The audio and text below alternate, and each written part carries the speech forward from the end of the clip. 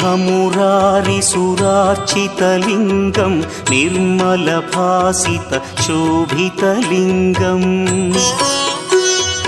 जन्मजदुःखविनाशकलिङ्गं तत्प्रणमामि सदा शिवलिङ्गम् देवमुनिप्रवरार्चितलिङ्गं कामदहन करुणाकरलिङ्गम्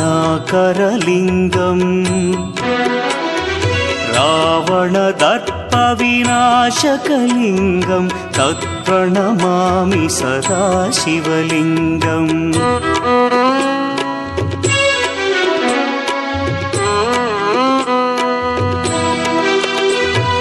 सर्वसुगन्धसुलेपितलिङ्गं बुद्धिविवर्धनकारणलिङ्गं सिद्धसुरासुरवन्द्यलिङ्गम्